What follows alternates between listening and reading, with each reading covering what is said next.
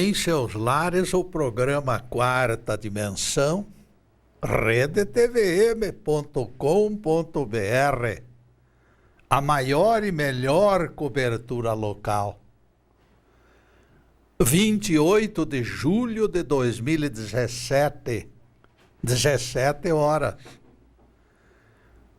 Diz a Bíblia: bem-aventurado é o homem que Deus corrige, porque ele produz o ferimento e depois cura com suas próprias mãos. Jó 5, versículos 17 e 18. Percebam que num primeiro momento nós prevaricamos. No momento seguinte, somos pressionados por advertências. E somente num terceiro episódio, o Pai libera o karma para o necessário corretivo.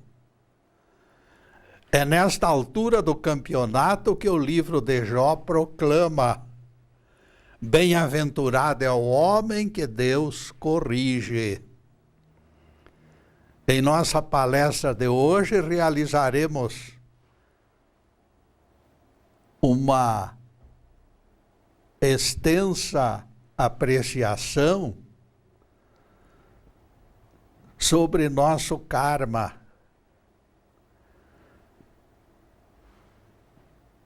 E lembramos que a Bíblia definiu tal coisa como bem-aventurança.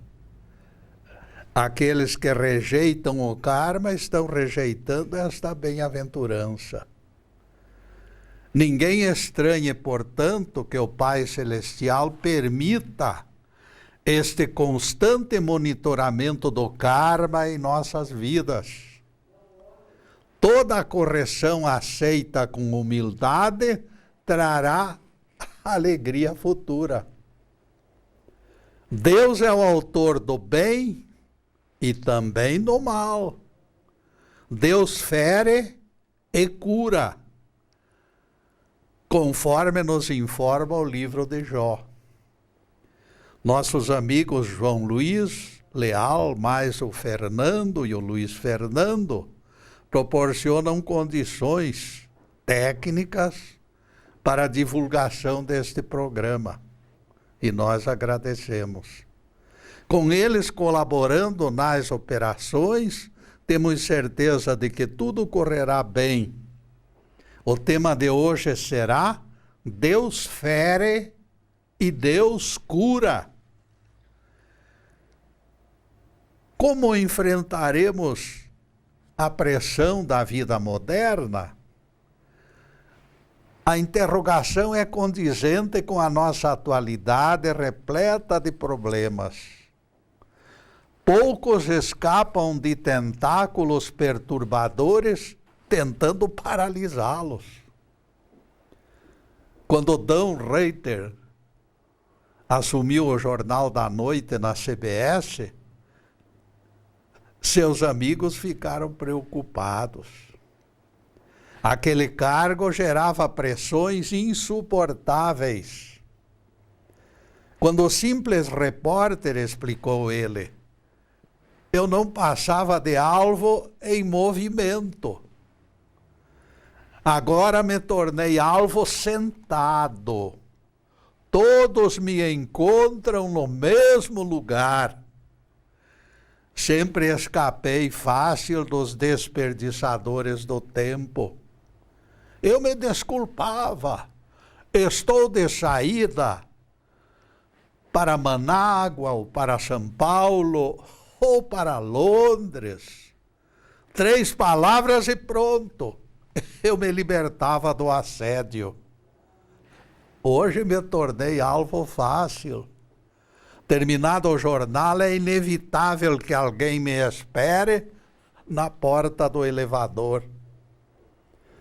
O apresentador do jornal CBS é conhecido de meio mundo pelo rosto e pela voz. Todos desejam saber por que ele não pintou o cabelo, Por que está sorrindo menos naquela semana? Quais as marcas da sua camisa e dos calçados? Celebridade é foco de atração, exemplo a seguir, espelho a mirar-se em busca de aprovação social. Haja paciência que suporte esta constante invasão de privacidade. Na interpretação das notícias, então, o caldo engrossa mais ainda. É exatamente neste ponto que a pressão se torna insuportável. Poucos concordam, muitos discordam, e pequeno grupo aposta na coluna do meio, manifestando neutralidade irritante. Tudo aquilo me parecia ridículo e me incomodava. Arrepios na espinha denunciavam minha insegurança. Como jamais escrevi para alcançar aprovação, no entanto, o passar do tempo foi diminuindo a minha sensibilidade. O cara se acostuma. Percebam que até os famosos estão sujeitos a pressões. Poderíamos ter utilizado o exemplo de dona de casa, que traz o assado para a mesa esperando a aprovação dos convidados. Ela está tensa. Será que vão gostar? É difícil alguém que não esteja pressionado em nossos dias, na cozinha de nossas casas, nos parlamentos, nos tribunais de justiça, por toda parte a pressão se tornou constante. Acontece conosco a mesma coisa que ameaçava o rei de Damocles. Damocles é o nome do rei, que tinha uma espada pendurada sobre sua cabeça. Crianças choram quando são levadas à escola pela primeira vez. Dali para o futuro, a espada de Damocles não deixará de pressionar a criança de hoje, que se tornará adulta em pouco tempo, porque o tempo passa rápido. O jovem, em sua primeira entrevista de emprego, trêmulo de preocupação, não sabe onde colocar as mãos, nem lhe ocorre o que dizer. A pressão o envolve de todos os lados. Ele está consciente que precisa compor uma figura agradável. Ele tem obrigação de responder às perguntas com clareza. Sofrer revés logo na estreia seria desastroso. A expectativa de insucesso, porém, precisa e deve ser exorcizada. Pensamento negativo detona o raciocínio. Nem que seja necessário gastar todas as fichas, atrair pensamentos positivos deve ser o nosso único propósito. Conservar confiança será crucial para enfrentamento de competições. Se você duvidar de si mesmo, a dúvida ampliará suas carências. Você perderá condições de conviver numa boa com a pressão. Vai adquirir medo dela e perderá enormes oportunidades de crescimento. Atitudes corajosas transformam as pressões inevitáveis do cotidiano em alavancas. Até os movimentos tantas vezes repetidos em salões de danças terminarão executados imperfeitos se você não confiar em si, na sua performance. Procure sentir-se à vontade, caríssimo. e receberá enormes recompensas. Se você reagir de maneira consciente aos estímulos, a pressão funcionará semelhante ao exercício físico, à ginástica. Ginástica fortalece a musculatura do corpo físico. Os embates exigidos pela tensão equivalem a exercícios da mesma forma, cansativos, mas benéficos, mas igualmente ótimos para a sua saúde e para o fortalecimento de sua alma.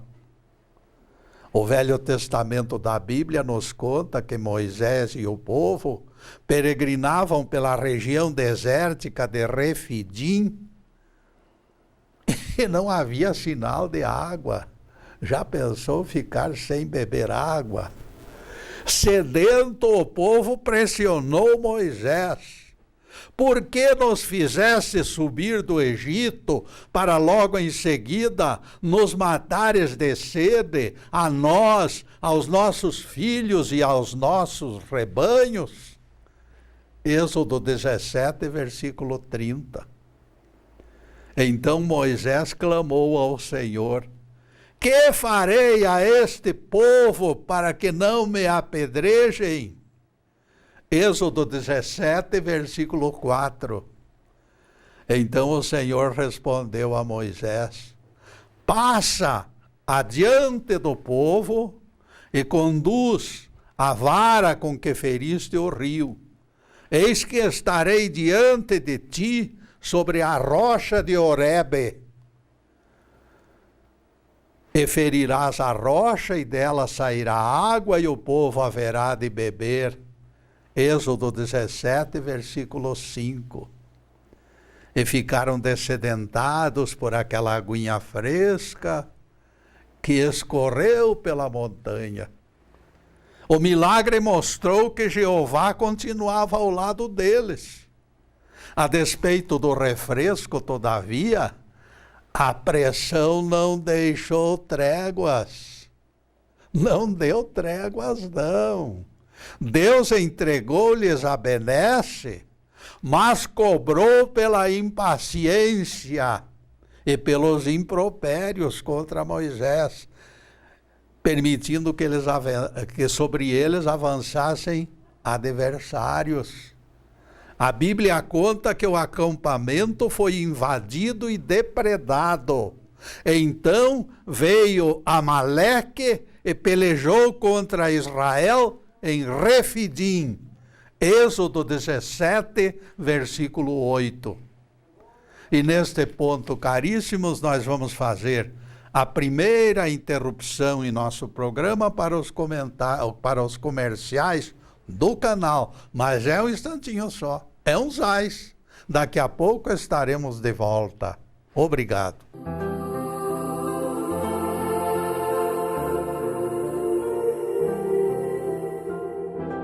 Estamos no segundo bloco do programa Quarta Dimensão. E por gentileza do João Luiz, o nosso site já está na telinha e nós convidamos vocês para visitá-lo. Obrigado, João Luiz. E não esqueçam que o meu neto Ricardo criou mais serventia para o site. Bastará clicar num dos 81 títulos que estão na lista, Getúlio no YouTube, e o assunto surgirá na telinha imediatamente. Getúlio no YouTube é página que será encontrada em nosso site.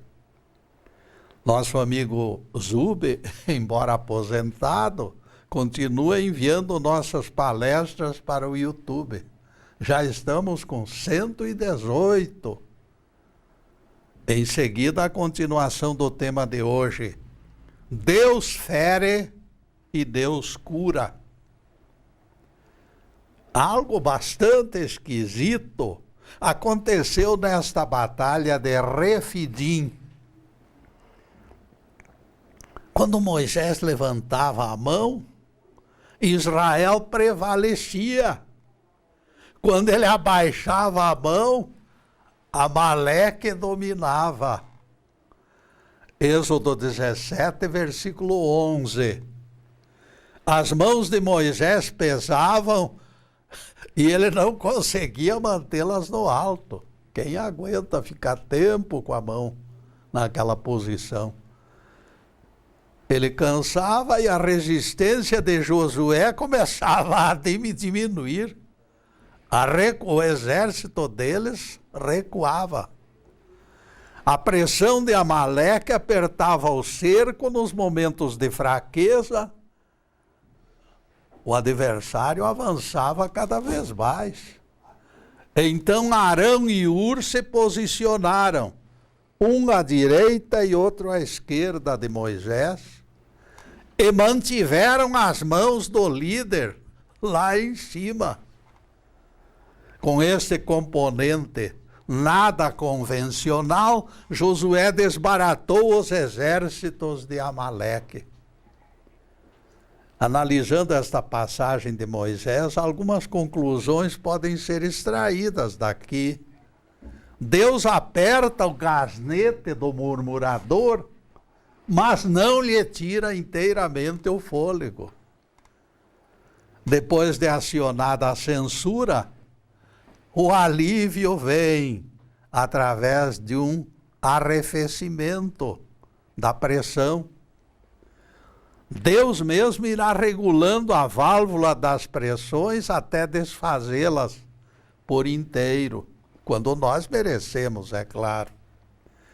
Percebam que a pressão é exercida para conscientizar que gratidão e confiança devem ser atributos do servo comprometido. Se nós não dizemos a Deus nem muito obrigado, ele se cansa. O povo costuma dizer, bom cabrito não berra. Queixumeiras jamais foram aceitas por Deus. Deus não gosta de reclamadores. Pelas duas faces da moeda, as reclamações são desautorizadas. Por que nos fizeste subir do Egito para nos matar de sede, a nós, a nossos filhos e aos nossos rebanhos? Mal agradecidos e pouco sérios, poderíamos designá-los conspiradores. Somente pressão divina os forçava a dobrar os joelhos. Não havia outro jeito. Moisés deu o nome de Massá e Meribá para aquele lugar, levando em conta que as queixas do povo extrapolaram todos os limites. Não havia o que aguentasse tanta reclamação e tanta murmuração daquela gente.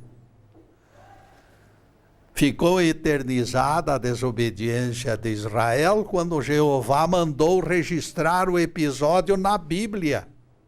A ordenação de Deus apareceu na própria Escritura. Então disse o Senhor a Moisés, escreve isto para memória, num livro, e faça com que Josué tome conhecimento da minha decisão, porque eu riscarei a lembrança de Amaleque. Amaleque já era.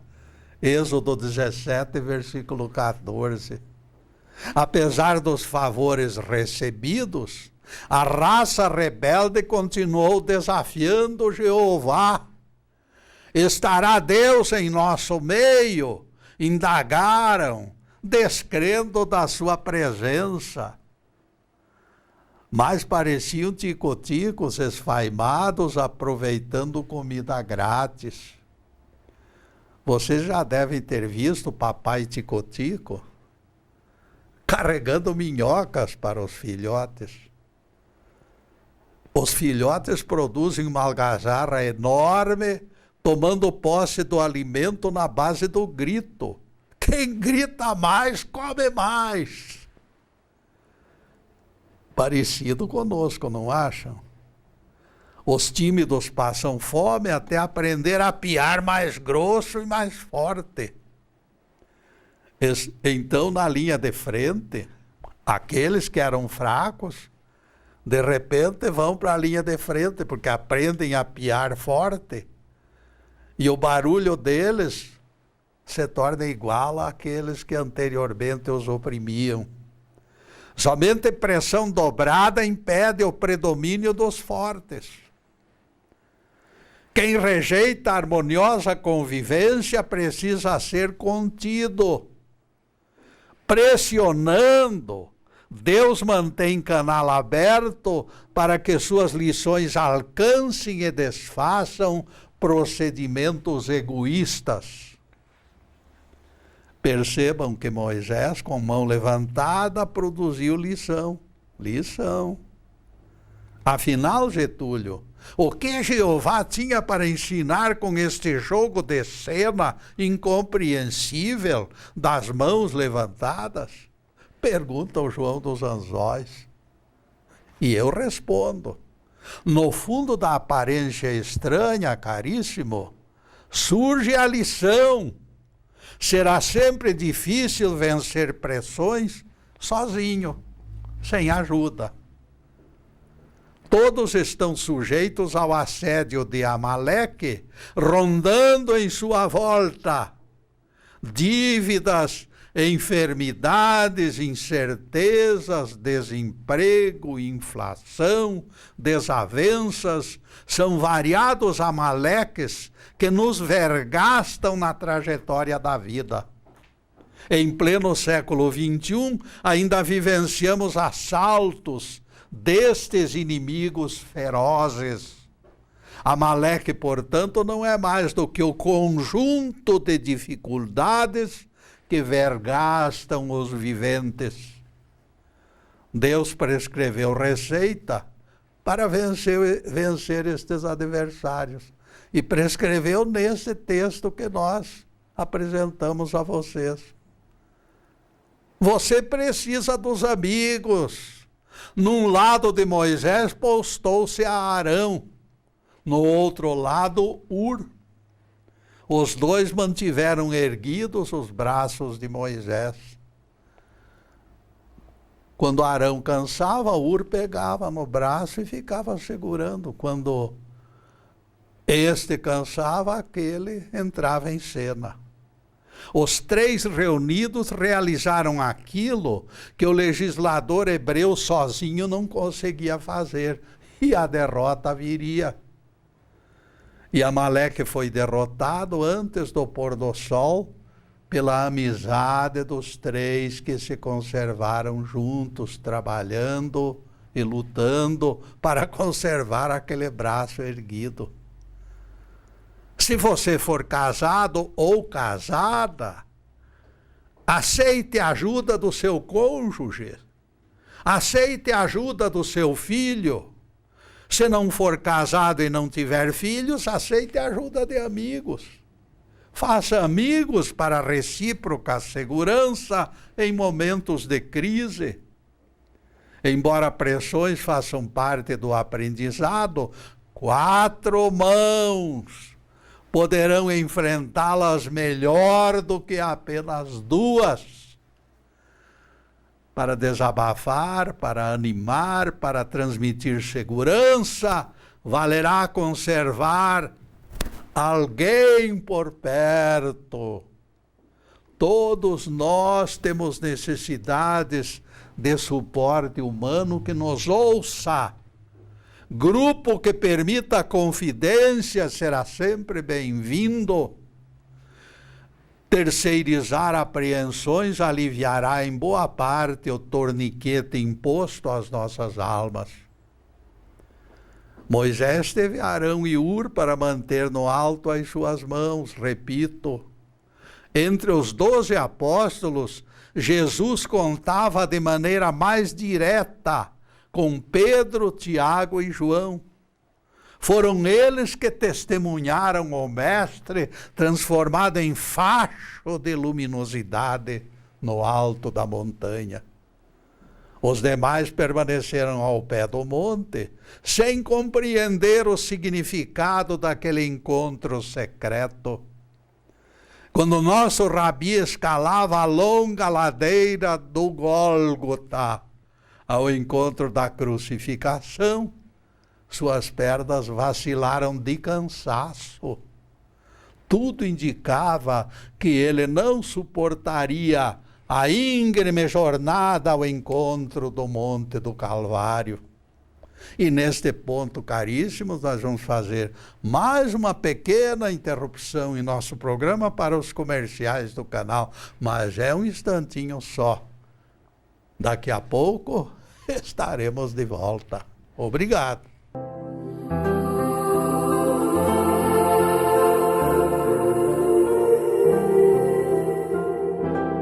E passamos ao terceiro bloco do programa Quarta Dimensão. Duas realidades deverão ser levadas em conta quando avaliamos as nossas relações com Deus. O poder está na mão dele. E o livre-arbítrio nos foi outorgado também por ele. Quando parcela desta outorga é disponibilizada para alguém, este alguém se torna fiador do empréstimo. Tudo que Deus me deu, eu sou fiador. Ele me emprestou, não me deu, não. Fiador não significa proprietário da concessão. Ele terá que prestar contas. O poder desce como chuva. A terra molhada produz com abundância. Você prospera e seus celeiros ficam abarrotados. O apóstolo Paulo indicou acertada conduta em frase vitoriosa. Que vossas sobras completem colheitas daqueles que não alcançaram expectativas, para que no futuro eles retribuam e haja igualdade. 2 Coríntios 8, versículo 14. Vejam que aqui nós encontramos os amigos, colonos, todos eles trabalhando juntos. E a frase lapidar de Paulo completa o sábio conselho. Aquele que semeia pouco, pouco também ceifará, e o que semeia com fartura, abundantemente colherá. 2 Coríntios 9, versículo 6. Pregador de televisão vem torcendo essa frase de Paulo, dizendo que ele se referiu a reforço de ofertas para igrejas. Vejam só. Vejam que a frase de Paulo nem de longe afirma tal coisa. Paulo incentiva a caixa fraterna de socorro entre colonos da época, um socorrendo o outro. A ganância não está inserida no texto, meu caro pregador. E depois desse pinguinho de doutrina, continuaremos o nosso assunto de hoje. Deus fere e Deus cura. O peso da cruz e as pedras da ladeira do Gólgota consumiram as derradeiras energias do Nazareno.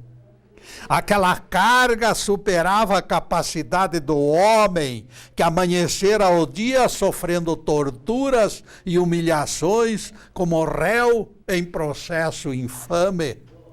Jesus não suportava mais o peso do madeiro.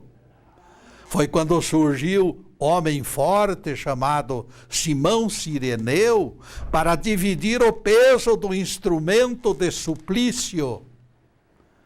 Diz o Evangelho, ao saírem, encontraram Cireneu, de nome Simão, a quem obrigaram a carregar a cruz. Mateus 27, versículo 32. Pela graça de Deus, também nós contaremos Cireneus durante nossas vidas para nos aliviar pressões insuportáveis. Estes bem-aventurados samaritanos incorporam professores abnegados. Eu me lembro bem de tantos deles, que apontam equívocos e sugerem fórmulas libertadoras. Sireneus, autores de oráculos, nos restituem coragem com diretrizes que nos salvaram 100 vezes, 1000 vezes, quem sabe lá. Quando nos recolhemos à concha do egoísmo, negando o diálogo, eles nos provaram que o Cristo é o único caminho e nos arrancaram do corredor da morte. Na hora decisiva, nossos amigos chegam e os nossos olhos são abertos. Você está avançando o sinal, Getúlio. Não existe algo tão monstruoso que se qualifique como pressão fora da normalidade.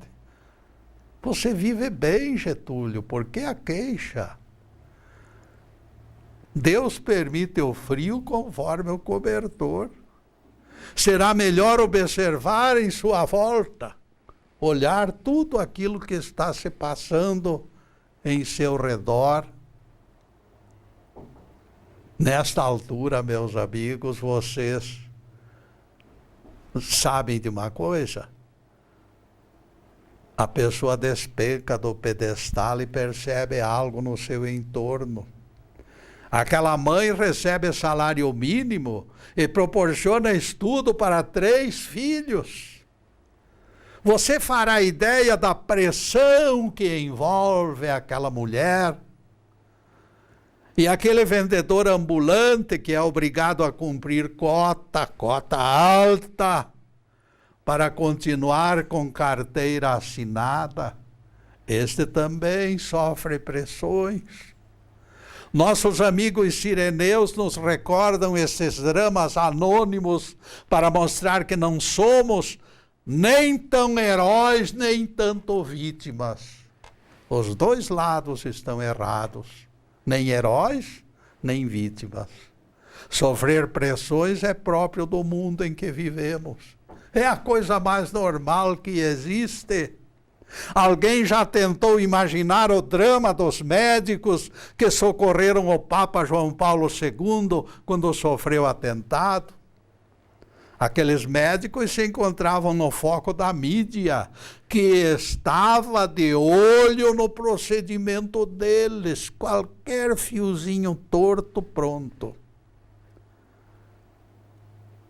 Eles foram quase condenados a lhe restituir a saúde por imposição da opinião pública mundial. Não havia torcida para outra coisa que não fosse a cura. Quando o presidente Reagan foi baleado, aconteceu o mesmo drama. O cirurgião viu-se defrontado pela exigência. Por coisa alguma deste mundo poderia acontecer algo que não fosse a cura. Somos obrigados a colocá-lo em pé, exclamou o médico principal, ou seremos esmagados pelo rolo compressor do descrédito. Primo contabilista, meu primo, preferiu cidade do interior do Paraná para desempenhar o seu trabalho. Não divulgo nem nome nem local para não invadir privacidade. Bem falante, ele era chamado doutor pelos conhecidos. O apelido doutor causou constrangimento, caríssimos. Alguns o consideravam médico no lugarejo que não dispunha de nenhum médico. Foi nesta altura do campeonato que a pressão insólita ocorreu sobre ele. Esposa de colono, precisou de ajuda profissional para o nascimento do primeiro filho. E o marido procurou meu primo doutor. Ele se apressou em explicar que nada entendia de medicina. Quem é chamado doutor só pode ser médico, exclamou o agricultor, de cara fechada, e não adiantou tentar negativa de socorro. Só porque ele era pobre, ele não queria atendê-lo. E daí, meus amigos, para deixar claro que não aceitava desculpas, o cidadão abriu o paletó e mostrou o revólver aqui do lado, entupido de balas. Não havia alternativa. Meu primo teve que se decidir. Encurtando a história, nós antecipamos que o contabilista, diante de pressão insuportável, realizou o parto de forma que lhe foi possível. Ele tinha santo forte, porque a criança terminou nascendo e o casal se afastou agradecido, dando-lhe até uma pequena gorjeta. Aqui me ocorreu consequência até mesmo lucrativa.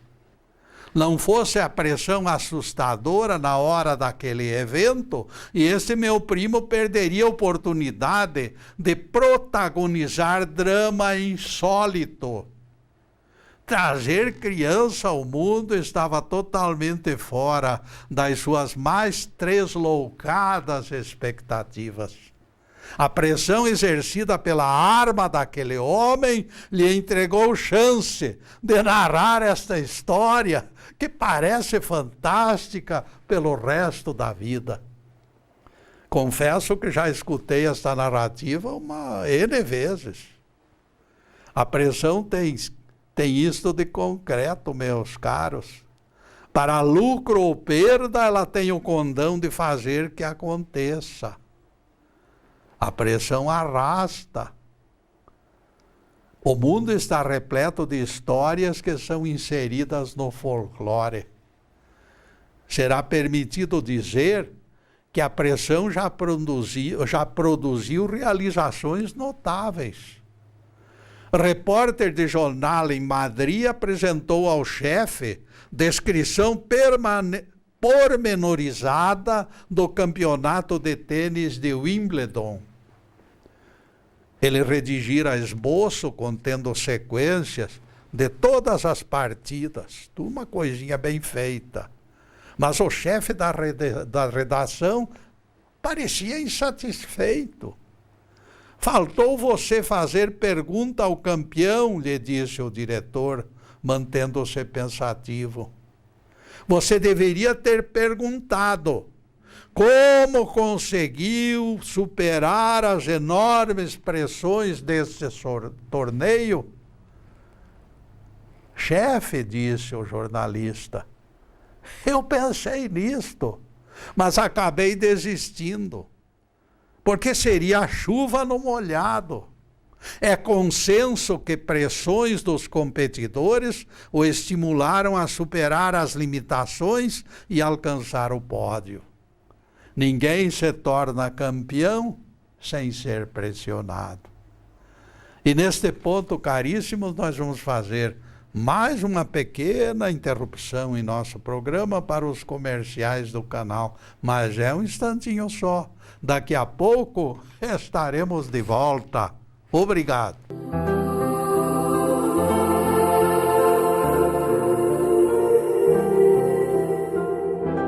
E chegamos ao último bloco do programa Quarta Dimensão. E anotem na agenda. Toda sexta-feira é dia deste nosso encontro. A partir das 17 horas da sexta-feira, páginas da Bíblia e do Evangelho estarão sendo explicadas aqui, ao vivo e a cores. Para a próxima semana já estamos cogitando outro tema igualmente instrutivo. Em seguida, os últimos questionamentos sobre o assunto em estudo. Deus fere e Deus cura. O diretor da redação daquele jornal, ainda não convencido pela explicação do repórter, fez menção de contrariá-lo. Mas, pensando melhor, ele desistiu em seguida. Preferiu se recolher pensativo, permanecendo silencioso por algum tempo. raciocinando, refletindo, a verdade brotou de suas reflexões. E ele agora concordava em plenitude com o que o repórter dissera. Tanto o jornalista quanto o jogador campeão sabiam disto. Porque a verdade é cristalina. A pressão serve de âncora, valorizando vitórias, pois dobra o esforço dos campeões. A pressão atua como verdadeiro amálgama, reforçando elementos garantidores do triunfo. A pressão reveste de consistência o conjunto das ações. Ela é, ao mesmo tempo, espora e desafio. Espora que adverte e que estimula. Desafio que derrama adrenalina pelos corpos e pelas almas. Quando pressionado, ninguém alimenta a expectativa de moleza, porque nada se conquista sem risco e perseverança e bastante trabalho. Giorgio estava preocupado com o seu filho de 6 anos. A criança parecia voluntariamente afastada do mundo, indiferente à vida, distanciada do menor esforço que fosse. O pai fazia tudo para incutir-lhe ânimo. Contudo, os esforços resultavam inúteis. Nem promessas de viagens e passeios despertavam na criança o menor interesse. Ela estava ali amorfa, deitadinha no berço, sem querer levantar. Giovanni mantinha-se calado, com olhos perdidos no vazio, de uma prostração incompreensível. Por que, Senhor? Interrogava Giorgio em suas orações todas as noites. A resposta divina, no entanto, parecia bloqueada nas esferas do insondável silêncio. De repente, porém, sempre tem um de repente. Para a alegria de Giorgio, algo aconteceu para quebrar a estrutura do problema. Ao amanhecer de um domingo, Giovanni acordou sobressaltado, manifestando o desejo inusitado que lhe fora colocado na mente. O garoto parecia outro. Estava dinâmico, poderoso. Pela fresta ampla da vidraça do quarto, Giovanni apontou a igreja de Santa Maria dos Anjos. Eu quero que você suba naquela torre, pai. Atrás da escultura de Maria, você vai encontrar pequena escultura que me foi presenteada por alguém amigo. É a reprodução do meu anjo da guarda, pai. Eu precisarei carregá-lo comigo para sempre. O pai recuou assombrado, assustado também, diante da insólita petição do filho. Não encontrou palavras para responder, de vez que a surpresa quase o lançou por terra, quase o nocauteou. Giorgio sentiu na pressão persuasiva da criança que o momento não permitiria resposta negativa, porém. Desenhou-se-lhe indefinível certeza de que a resposta divina estava chegando. Aquele misterioso talismã, por certo, devolveria a vida ao menino. Quem sabe? Exclamou ele com esperança dobrada. Foi o desabafo de Giorgio diante da criança. Escalar aquela torre, porém, meus amigos, se lhe afigurava desafio além das suas melhores expectativas. E o dilema na mente do pai aflito foi se configurando como verdadeira loucura, trepar naquela torre enorme. Ele nunca praticara alpinismo, mas não posso negar o pedido. Foram suas últimas palavras quando se decidiu. O receio de errar os pés no avanço obrigava a lentidão extrema. Cautela excessiva, em parte justificada pela falta de experiência. Mas o longo estirão foi sendo vencido pouco a pouco. Apesar das vacilações e receios, Giorgio alcançou finalmente a escultura principal de Santa Maria dos Anjos. Numa das dobras do manto da Virgem, seus olhos divisaram a figurinha que brilhava no escuro. Estava em suas mãos o talismã que o filho mencionara com ansiosa expectativa. O rosto era bem desenhado sobre resina especial, fosforescente. Ela aparecia dentro da escuridão. Giorgio, aliviado, tomou posse do artefato com cuidado extremo, respeitando a devoção inocente do filho. A confirmação contida na primeira parte do esquema já mostrava algo sobrenatural. Seu filho não fora iludido pela imaginação, e isto era importante dizer. Giovanni estava realmente sintonizado com forças além da matéria.